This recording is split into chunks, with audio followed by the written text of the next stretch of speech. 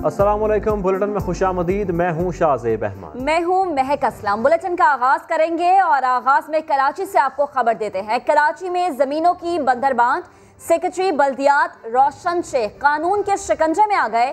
Sindh high court से जमानत मुस्तरद होने पर नैब ने रोशन शेख को गिरफ्तार कर लिया। गैर कानूनी अलॉटमेंट के केस में डायरेक्टर वाटर बोर्ड वसीम समेत लाला फजल रहमान को भी हिरासत में ले लिया गया, जबकि एक मुलजिम सुहेल यार खान अहाता अदालत से फरार होने में कामयाब हो गया। इरफानुल हक की रिपोर्ट देखिए।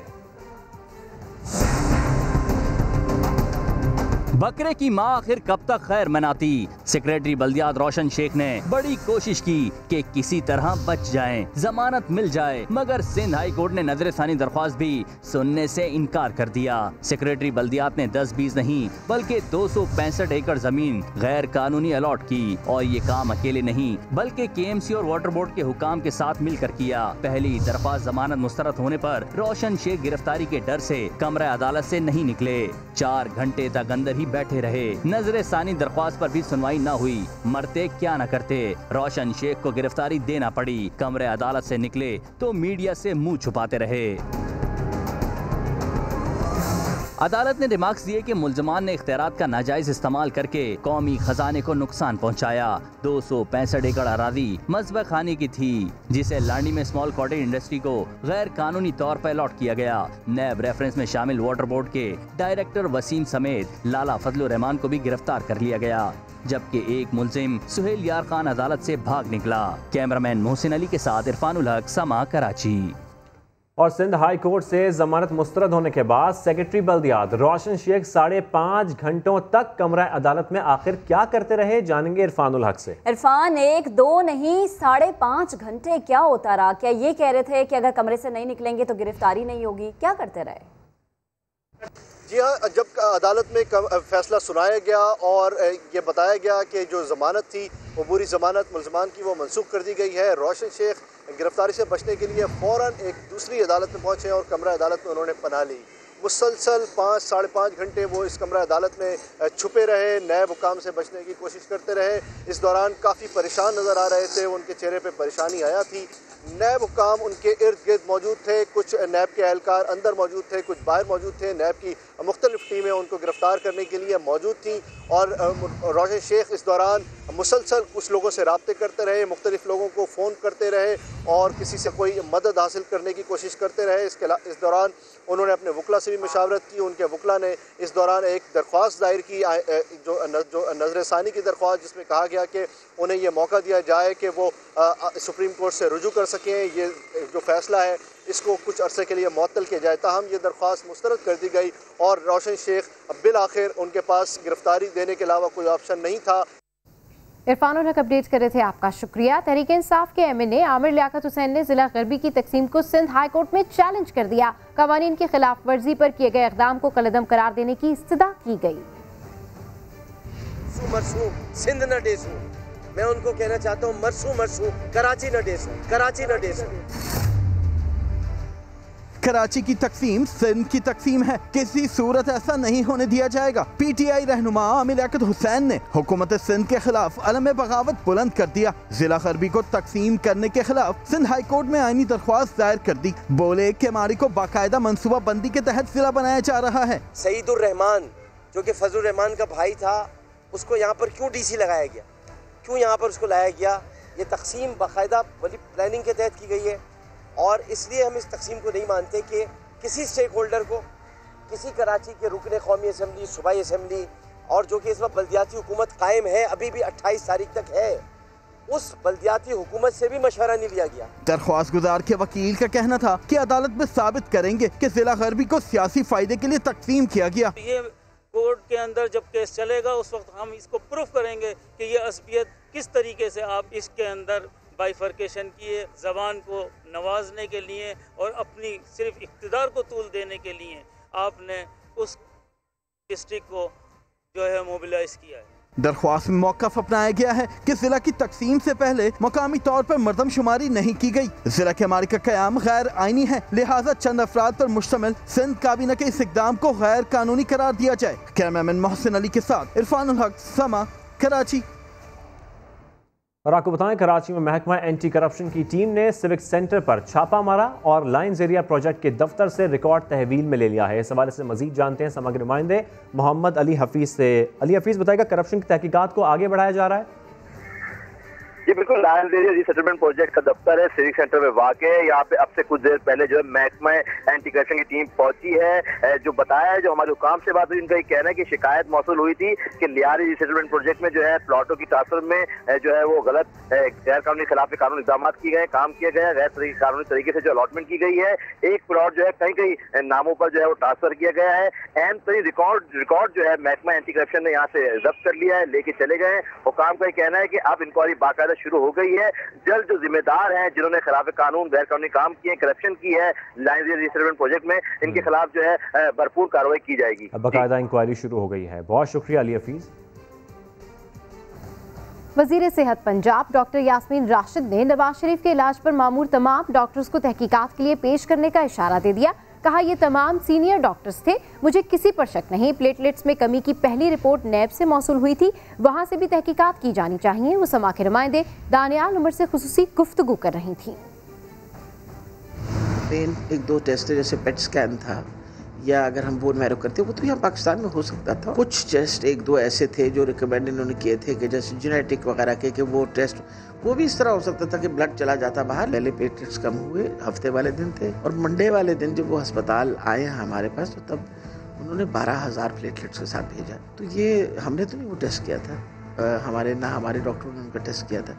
एक तो ये तहकीकात ज़रूर होनी चाहिए कि अगर वहाँ कोई गड़बड़ हुई, वो पहली रिपोर्ट जो है वो तो नैब ने दी थी, तो पहले तो तहकीकात नैब की करनी चाहिए ना। नैब ने हमें जहाँ से भी उन्होंने टेस्ट करवाया तो नैब ने रिपोर्ट के मुताबिक उनकी यहाँ भिजवा दिया उनको हमारे पास। सारे हमारे अपने प्रोफेसर्स हैं, क्यों ऐसी बात करेंगे जो खुदा न खास्ता गलत बयानी हो। महमूद अयाज के मुताबिक उनके पास सारे टेस्टों का एविडेंस भी मौजूद है। उन डॉक्टर्स के ऊपर मुझे तो कोई शक व शुबा नहीं है। उनको अगर कोई शक व शुबा है तो ज़रूर उनका शक व शुबा दूर होना चाहिए। वो कोर्ट की इजाज़त के साथ बाहर गए। डॉक्टर यास्मीन राशिद तो इजाज़त नहीं दे सकती ना। जो थ्रोम्बोसाइटोपेनिक परफरा जो एक ऑटोइम्यून डिसऑर्डर है, वो उसका इलाज उनको सही हमने कर दिया था, उस वजह से उनकी तबीयत बहुत बेहतर है। And I think you should come back to Pakistan.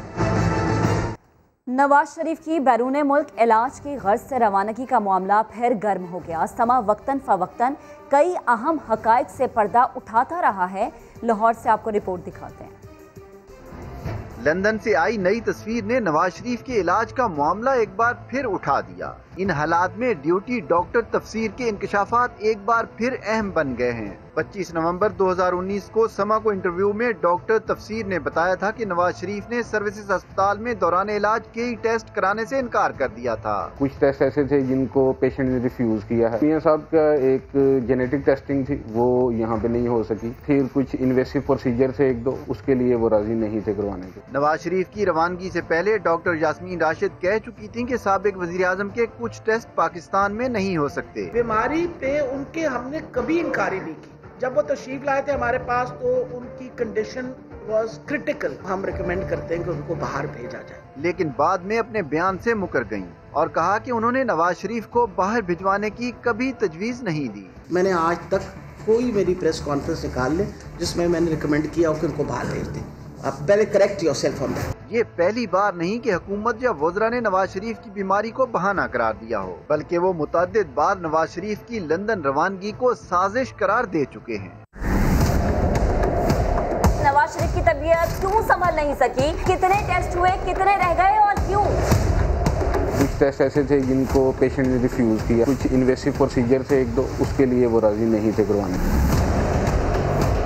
कुछ ऐसे एक दो ऐसे टेस्ट हैं जो शायद पाकिस्तान में ना हो सके, तो हम रिकमेंड करते हैं कि उनको बाहर भेजा जाए। नवाज शरीफ की रिपोर्ट उनकी बुनियाद के ऊपर उनको बाहर जाने की इजाज़त दी गई। वो जाली बेचारे को फाय चढ़ा दिया, वो जाली प्लेटें लेके इंग्लैंड बैठा हुआ है। असद उमर नेशनल असेंबली में उन्होंने बात की है कि नवाज शरीफ जाली रिपोर्ट पर बाहर किए हैं, लेकिन साथ ही ये पंजाब हुकूमत पर भी उन्होंने बहुत बड़ा सवाल उठा दिया है। फरदाद चौधरी ने कहा है कि नवाज शरीफ की वापसी के लिए बरतानवी हुकूमत से राब्ता दुरुस्त फैसला है। हुकूमत नवाज शरीफ के खिलाफ इश्तिहारी करार देने के अलावा उनको वापस बुलाने के लिए अदालत में जाएगी। फॉरेन ऑफिस के थ्रू इंग्लैंड की हुकूमत से उनको वापस भेजा जाए। हम हर वो कानूनी ज़राए इस्तेमाल करेंगे जो उनको वापस ला सके। बादल कराची पर मेहरबान हैं। आज रात से मानसून के छठे स्पेल का आगाज हो रहा है। महकमा मौसमियात के मुताबिक शहर के मुख्तलिफ इलाकों में कल भी तेज बारिश हो सकती है।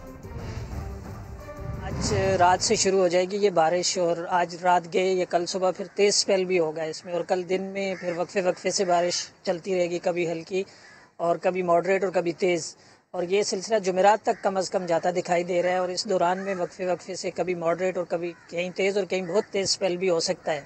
अब आपको बताएंगे कि सुरजानी टाउन के यूसुफ गोट में पानी की वजह से कुछ भी नॉर्मल नहीं रहा। गंदा पानी अब भी मौजूद है, लोग पीने के पानी से भी महरूम हैं। हमारे नुमाइंदे खुर्शीद आलम इस वक्त वहीं पर मौजूद हैं, उनसे जान लेते हैं कि क्या सूरत हाल है। खुर्शीद, बताएगा इलाका मकीन किस तरह से गुजर बसर कर रहे हैं यहाँ पर? बिल्कुल, मैं इस वक्त मौजूद हूँ सुरजानी टाउन का इलाका यूसुफ गोट, और मेरे पीछे आपको खाना खुदा एक मस्जिद नज़र आ रही होगी जहाँ पर गुज़िश्ता 4 रोज़ से नमाज नहीं अदा की जा सकी। और ये हाल सिर्फ इस एक जामा मस्जिद फैज़ान फ़ातिमा का नहीं, यहाँ इलाके की ऐसी कई मसाजिद हैं जो ज़ेर आब आई हुई हैं जहाँ नमाज नहीं हो रही क्योंकि वहाँ गंदा पानी दाखिल हो चुका है। और सबसे अहम बात यह कि इस इलाके में एक बहुत खूबसूरत दिलकश बोर्ड है, संगे बुनियाद खुशहाल पाकिस्तान प्रोग्राम PWD की जानिब से लगाया गया था, और यहाँ पर लिखा हुआ है कि तामीर रोड और सीवरेज लाइन, लेकिन ना यहाँ पर इस वक्त सड़क नज़र आती है और सीवरेज लाइन तो चौक हो चुकी है, जिसके नतीजे में यह पूरा इलाका इस वक्त ज़ेर आब आया हुआ है, सैलाबी कैफियत है। कैमरामैन आतिफ आपको दिखा रहे होंगे कि इस पूरे इलाके में हर तरफ पानी है, मस्जिद के अतराफ़ पानी है, घरों के अतराफ़ पानी है, लोग अपने घरों में महसूर होकर रह गए हैं। और ये वो सड़क है नाज़रीन, ये वो सड़क है जो सीधे करीमी चौक से यहाँ आती है। 1 किलोमीटर का फासला तय करने के बाद इसी सड़क से होकर इसी साल के शुरू में USAID के ताउन से एक स्कूल के इफ्तिताह के लिए मोहतरम सईद गनी साहब तशरीफ़ लाए थे। ये वही सड़क है जहाँ उस दिन सफाई की गई थी, जहाँ उस दिन चूना छिड़का गया था, जहाँ उस दिन इलाके के कुछ कचरों को साफ़ करके साइड कर दिया गया था। लेकिन आज ना यहाँ पे सईद गनी साहब आए हैं, ना उनकी हुकूमत का कोई ज़िम्मेदार आदमी आया हो इन लोगों के दुख दर्द में इन पानियों में खड़ा हुआ हो। लेकिन यहाँ के लोग सबसे अहम तरीन मुतालबा ये करते हैं कि इस पानी की निकासी की जाए। यहाँ पीने के पानी की किल्लत है क्योंकि जो अंडरग्राउंड टैंक है उसमें गंदा पानी चला गया है, लोग वो पानी पी नहीं सकते, ना बिजली की वजह से भी बहुत ज़िंदगी तंग हो चुकी है। लोगों का मुतालबा है कि जो लोग घरों में महसूर हैं उनको पीने का पानी फराहम किया जाए। निजी और फलाही इदारे ये काम करने की कोशिश कर रहे हैं, लेकिन ये काम हुकूमत के करने का है, और इस वक्त यहाँ पर हुकूमत नाम की कोई चीज़ हमें नज़र नहीं आती। लोग गम और गुस्से का शिकार नज़र आते हैं, बहुत शदीद रद्द-ए-अमल दे रहे हैं, लेकिन उनका मुतालबा यही है कि इस पानी को निकाला जाए ताकि उनकी ज़िंदगी में कुछ राहत और कुछ रिलीफ उन्हें हासिल हो सके। जी, तो लोग गम और गुस्से का शिकार हैं। खुर्शीद आलम अपडेट कर रहे हैं, आपका शुक्रिया। आगे बढ़ते और आपको बताएं कि समा बन गया डूबते कराची की आवाज़। सुरजानी टाउन समेत ज़ेरे आब इलाकों के मकीनों की रुदाद अवामी नुमाइंदों तक पहुंचा दी। प्रोग्राम नया दिन की स्पेशल ट्रांसमिशन में हल के लिए बात हुई। MQM, peoples party, Tehreek Insaf, Jamaat Islami और PSP रहनुमाओं ने अपने अपने मुतालबात पेश कर दिए।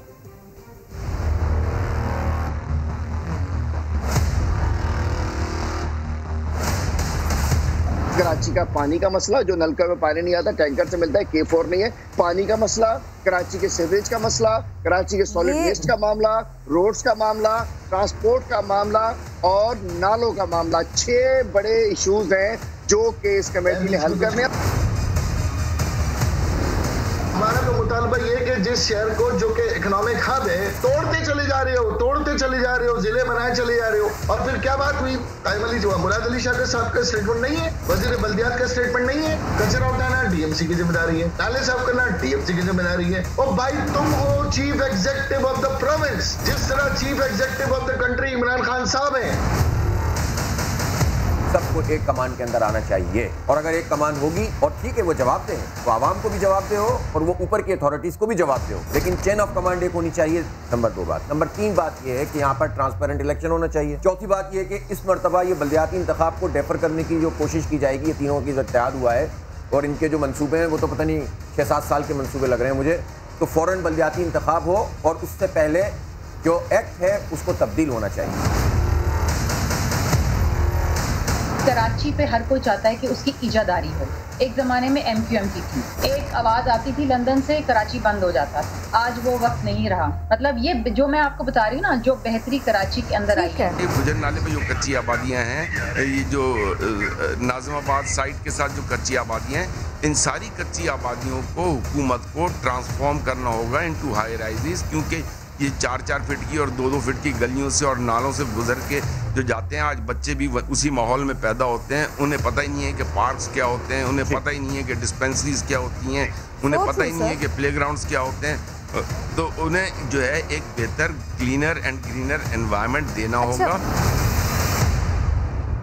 और मेयर कराची के शिकवे शिकायतें खत्म ना हुई। KMC दफ्तर में प्रेस कॉन्फ्रेंस में वसीम अख्तर ने एक बार फिर फंड्स की कमी और इख्तियारात ना होने का रोना रो दिया।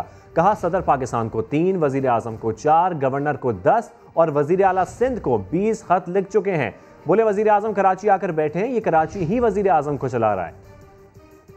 PM साहब खुद आ जाओ यहाँ, ये कराची तुम्हें चला रहा है, तुम्हारा बजट ये शहर बनाता है, वहां बैठ के कुछ नहीं होगा।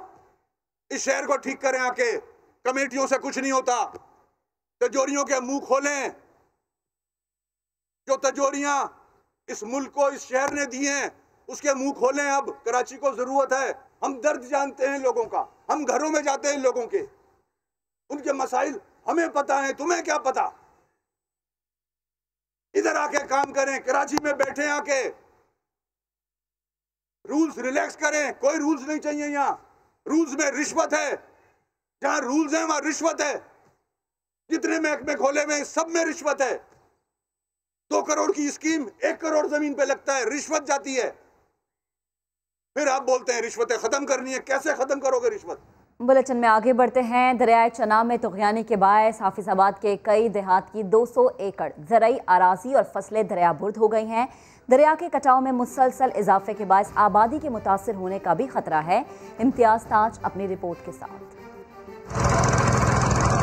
दरिया चनाब में सैलाब की तबाहकारियां, फसलें डूब गईं, गांव जजीरों में तब्दील हो गए। मकामी आबादी कश्तियों के जरिए आमदोरफ्त पर मजबूर है। हाफिजाबाद के गांवों चकचूरा और महमूदपुर समेत कई देहात में जमीन के कटाव का सिलसिला जारी है। दरिया जड़ा ये बहुत नुकसान कर रहा है, ते 200 किला जमीन भी गिर गई है, फसल भी गिर गए ने, बहुत निज़ाम खराब हो गया।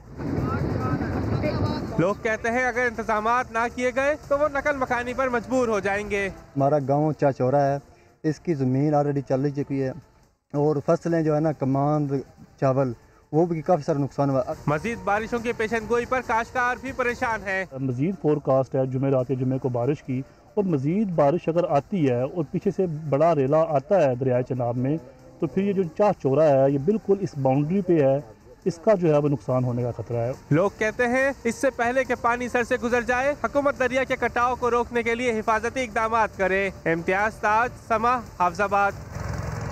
क्या कोरोना वायरस खत्म हो गया? सिंध असेंबली में अरकान ने SOPs की धज्जियां उड़ा दी। सिंध असेंबली अरकान बगैर मास्क और ग्लव्स पहने इजलास में आए और मुलाकातें भी करते रहे। इस हवाले से मजीद बात करेंगे समा के नुमाइंदे संजय साधवानी से। संजय, दूसरों को नसीहत, खुद मियां फसीहत, क्या मामला है? क्यों नहीं SOPs की पाबंदी की जा रही?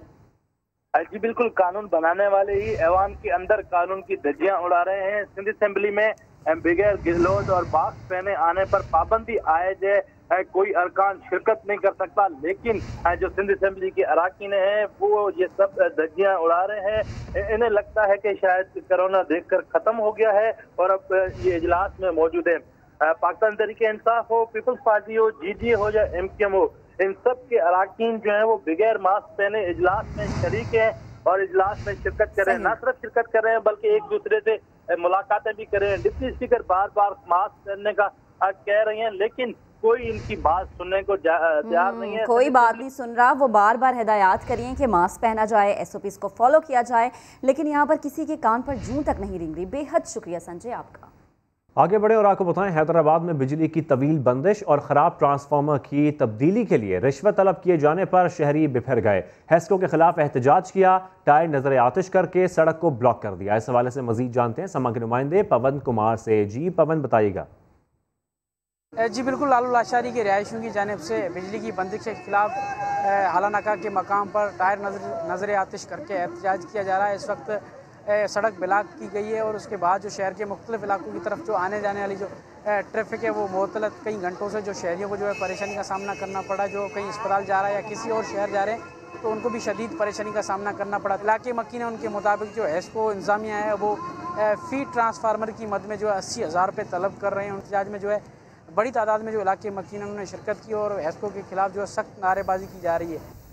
ठीक है पवन कुमार, अपडेट करें आपका शुक्रिया। तो बरसात का मौसम आते ही फैसलाबाद में डेंगू मच्छर जहर फैलाने लगा। रवा साल 3000 से जायद डेंगू के मुश्तबा मरीज सामने आ गए। महकमे सेहत ने 1500 से जायद मुकामात से डेंगू लार्वा बरामद कर लिया। इस हवाले से रिपोर्ट कर रही हैं शाहीन शहजादी। कातिल मच्छर के वार, फैसलाबाद डेंगू हॉटस्पॉट करार।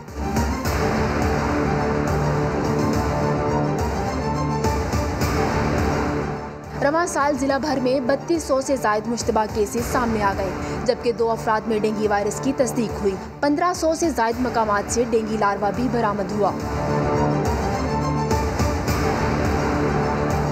हमारे जो हॉटस्पॉट है हमने रिवाइज़ किए इस साल आके। लास्ट ईयर हमारे 1600 के करीब थे, इस साल हमारे यहाँ 3258 के करीब। अभी तक जो लार्वा मिला 800 के करीब इंडोर के हैं, 700 के करीब आउटडोर से अभी लार्वा भी हमें मिला 1 जनवरी से अभी तक। डेंगू लार्वा के खिलाफ मौसर इक़दाम न करने वाले 31 अफराद के खिलाफ मुकदमात भी दर्ज कर लिए गए। हम उनको बताते हैं कि आप लोग की घर की सफाई है, ये आप लोग की जिम्मेदारी है। When we come and out तो इस वजह से थोड़ा सा होता है। लोग कोऑपरेट कम करते हैं, मगर ये है कि लगातार काउंसलिंग की वजह से वो लोग समझ भी जाते हैं कि नहीं ये लोग आते हैं हमारे लिए आते। पंजाब भर में अब तक डेंगू के 39 मरीज सामने आ चुके हैं। कातिल मच्छर जानलेवा साबित हो सकता है, इसलिए महकमा सेहत का कहना है कि शहरी इससे बचाव के लिए हिफाजती इक़दामात को नज़रअंदाज मत करें। कैमरामैन हाफिज़ अवैस के साथ शाहीन शहजादी, समा, फैसलाबाद। खबर शामिल करते हैं लाहौर से, जहां मां को कत्ल करके इसकी गूंगी बहरी बेटी को साथ ले जाने वाले मुलजिम की निशानदेही हो गई। पुलिस के मुताबिक लड़की को अगवा नहीं किया गया बल्कि वो मर्जी से गई है। इस हवाले से रिपोर्ट देखिए जहांगीर खान की।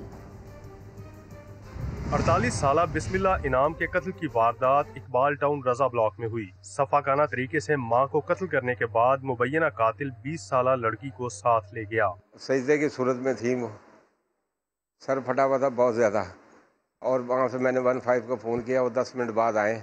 उन्होंने मुझे किसी किस्म की कोई हाथ नहीं लगाने दिया ना कुछ। उन्होंने मुझे पहले बता दिया कि इनका मर्डर हो चुका है। पुलिस ने जायब कुआ से लापता 20 साला फजर के मोबाइल फोन कॉल्स की तफसीलात और दीगर शवाहिद पर तफ्तीश की और इकबाल टाउन के ही रिहायशी नौजवान को मुश्तबा करार दिया है। तफ्तीशी जराये ने इम्कान जाहिर किया है कि मुलजिम फजर को साथ ले जाने के लिए आया और मज़ाहमत पर उसकी वालदा को कत्ल कर दिया। सिर्फ आला काम से भी गुजारिश है कि हमारी बेटी बाजियाब करा दूं। पुलिस का कहना है कि मुश्तबा नौजवान की गिरफ्तारी के लिए छापे मारे जा रहे हैं। जल्द ब्रेक थ्रू का इम्कान है। कराची की अदालत ने खातून डॉक्टर की मुबैना खुदकुशी के वाक़े में गिरफ्तार 2 मुलज़िमान का जिस्मानी रिमांड मंजूर कर लिया। पुलिस ने खातून डॉक्टर को असलहा देने वाले दोनों अफराद को जुडिशल मजिस्ट्रेट की अदालत में पेश किया। तफ्तीशी अफसर ने अदालत को बताया खातून डॉक्टर की खुदकुशी में इस्तेमाल होने वाला असलहा साद के नाम पर है और ताबिश ने खातून डॉक्टर को असलहा और गोलियां फराहम की। मुलज़िमान के खिलाफ सिंध आर्म्स एक्ट और इमाए कत्ल की दफात के तहत मुकदमा दर्ज है।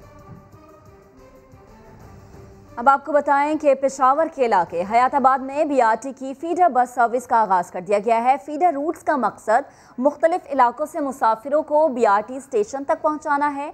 इस बारे में मजीद बात करेंगे अपने नुमाइंदे अब्दुल रहमान से। जी अब्दुल रहमान, बताइएगा। बीआरटी के पहले फीडर रूट का आगाज़ हो गया है और हयाताबाद के 3 सेक्टर को इसमें शामिल किया गया है। यहाँ से 3 फीडर बसें जो हैं वो फेज 6, फेज 7 बाग़े नारान तक जाएंगी। कुल जो यहाँ पर किलोमीटर का हिसाब से 22 किलोमीटर ये रकबा है। 30 से ज़्यादा स्टेशन है, जबकि 25 से ज़्यादा बसें इस फीडर रूट पे चलेंगी। ये पहला फीडर रूट है।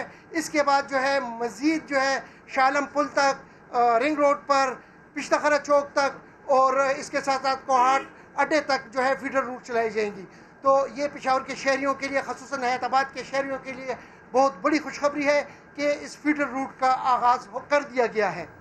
मसला कश्मीर दो तरफा नहीं आलमी मामला है। अटूटंग की भारतीय रिट को तस्लीम नहीं करते वज़ीर ख़ारजा शाह महमूद कुरैशी ने मोदी सरकार को 2 टोक पैगाम दे दिया। कहा भारतीय बयानिया पिट चुका है। ये भी वाज़ेह कर दिया कि इसराइल को तस्लीम करने के हवाले से किसी दबाव में नहीं आएंगे। इस्लामाबाद से ज़हीर अली खान की रिपोर्ट। दौरे चीन के बाद वज़ीर ख़ारजा शाह महमूद की दबंग प्रेस कॉन्फ्रेंस। कश्मीर को अटूटंग करार देने पर मोदी सरकार को जारहाना जवाब। साफ साफ कह दिया कि अब दुनिया भारत के नहीं पाकिस्तानी मौक़िफ़ के हक में है। OIC, सार्क ममालिक और चीन भी मसला कश्मीर का करारदादों के मुताबिक हल चाहता है। जम्मू और कश्मीर में लॉकडाउन के खिलाफ अलमे बगावत बुलंद हो गया है। एक पीसफुल पॉलिटिकल रेजिस्टेंस का आगाज हो गया है। ये एक बहुत बड़ी पेशरफ्त है। आज हिंदुस्तान के अंदर से आवाजें उठ रही हैं क्योंकि बयानिया तब्दील हो रहा है। हिंदुस्तान का मौक़िफ़ पिट रहा है। वज़ीर ख़ारजा ने पाक सऊदी अरब ताल्लुकात से मुतल्लिक KSRIयों को गलत करार दे दिया। ये भी वाज़ेह किया कि इसराइल से मुतल्लिक पॉलिसी किसी सूरत तब्दील नहीं होगी। ऐसा कोई फैसला नहीं हुआ। क्या सराइयाँ हैं। पाकिस्तान का बड़ा वाज़ेह मौक़िफ़ है। पाकिस्तान किसी दबाव के तहत आके अपने फैसले तब्दील नहीं करेगा। शाह महमूद कुरैशी ने CPEC पर तनकीद मुस्तरद कर दी। कहा CPEC मंसूबों पर पेशरफ्त जारी रहेगी। इस हवाले से भारत की नुक्ताचीनी को खातर में नहीं लाया जाएगा। कैमरामैन उस्मान चीमा के साथ ज़हीर अली, समा, इस्लामाबाद। और आपको बताएं, वज़ीर आला सिंध की ज़ेर सदारत जारी एपेक्स कमेटी इजलास में सिंध के मदारिस को तालीमी इदारों के तौर पर रजिस्टर करने के साथ साथ शहर के दाखिली और खारजी रास्तों पर CCTV कैमरे नस्ब करने का फैसला किया गया है। संजय साधवानी की रिपोर्ट। एक साल बाद वज़ीर आला सिंध की ज़ेर सदारत एपेक्स कमेटी का इजलास। सिंध में मदारस को तालीमी इदारों के तौर पर रजिस्टर्ड करने का फैसला कर लिया गया। अब मदारस को औकाफ और इंडस्ट्रीज डिपार्टमेंट के बजाय महकमा तालीम रजिस्टर्ड करेगा। IG सिंध ने नेशनल एक्शन प्लान के 16 नुकात पर अमल दरामद पर ब्रीफिंग देते हुए कहा कि सेफ सिटी प्रोजेक्ट पर अमल दरामद शुरू हो गया है। ट्रैफिक और लोगों की नकलो हरकत पर नजर रखने के लिए कराची के दाखिली रास्तों पर CCTV कैमरे नस्ब किए जाएंगे। सेफ सिटी अथॉरिटी के क़याम के लिए कानून साजी की जाएगी। वज़ीर आला सिंध ने बताया कि बारिशों के बाद शहर की सड़कों का सर्वे किया जाएगा। जो सड़कें बारिशों से खराब हुई मरम्मत की जाएंगी। मुशीर कानून मुर्तजा वहाब ने बताया कि स्ट्रीट क्राइम के खात्मे के लिए नए कानून की तैयारी के लिए हाई कोर्ट से मुशावरत जारी है। वज़ीर आला सिंध ने कहा कि स्ट्रीट क्राइम केसेस की समाअत के लिए अलग जज की दरखास्त की जाए। केस कमजोर बनाया जाता है जिसकी वजह से जराइम पेशा अफराद आजाद हो जाते हैं। केस ऐसे बनाए जाए कि मुल्जिमान को सजा हो। अब आपको बताएं कि पाकिस्तान पोलियो के खिलाफ मौसर इक़दामात नहीं कर सका। हुकूमत की हालिया पोलियो मुहिम में भी अहदाफ हासिल नहीं किए जा सके। 16 लाख बच्चे इंसदादे पोलियो के कतरे पीने से महरूम रह गए। वजारत सेहत की दस्तावेजात में अदाद शुमार सामने आ गए हैं। मजीद जानते हैं अरहम खान से। अरहम, क्या डिटेल्स हैं? जी बिल्कुल ऐसा ही है कि मुल्क में जो अभी कुछ दिनों पहले पोलियो मुहिम थी उसके दौरान 16 लाख से ज्यादा बच्चों को पोलियो के कतरे नहीं पिलाए जा सके और वज़ारत सेहत के जो दस्तावेजात हैं वो सामने आ गए हैं। पोलियो मुहिम के दौरान 4.3% बच्चे जो पोलियो वैक्सीन है वो पीने से महरूम रह गए हैं। वर्ष अगस्त में मुहिम के दौरान 3 करोड़ 36 लाख से ज्यादा बच्चों को वैक्सीन पिलाना थी। ये दस्तावेजात में सामने आया है। जबकि मुहिम के दौरान 3 करोड़ 20 लाख बच्चों को पोलियो के कतरे पिलाए गए हैं। बलूचिस्तान में कतरे पीने से महरूम रह जाने वाले बच्चों की शरह सबसे ज्यादा है। बलूचिस्तान में 10.2% बच्चे पोलियो के कतरे पीने से महरूम रहे हैं। पंजाब में 6%, कश्मीर में 3.5%, खैबर पख्तूनख्वा में 2%। अरहम, बेहद शुक्रिया आपका। पाकिस्तान क्रिकेट बोर्ड ने head of international development Saqlain Mushtaq को यूट्यूब चैनल चलाने से रोक दिया। क्रिकेट बोर्ड ने एथिक्स कोड और सोशल मीडिया पॉलिसी के तहत एक्शन लिया। बोर्ड हुकाम का कहना है कि यूट्यूब चैनल चलाना मफादात के टकराव की मद में आता है। हमारे लिए तमाम ऑफिशियल्स बराबर हैं, किसी को रियायत नहीं दी जा सकती। बोर्ड हुकाम ने तमाम कोचेज, सेंट्रल कॉन्ट्रैक्ट में शामिल खिलाड़ियों और ऑफिशियल्स को सोशल मीडिया पॉलिसी से आगाह कर दिया। फिल वक्त इतना ही। मजीद अपडेट्स के लिए आप विजिट कर सकते हैं हमारी वेबसाइट sama.tv। इसके अलावा आप हमें फेसबुक और ट्विटर पर भी ज्वाइन कर सकते हैं। एक ब्रेक के बाद हाजिर होंगे हेडलाइंस के साथ। आप देखते रहिए समा।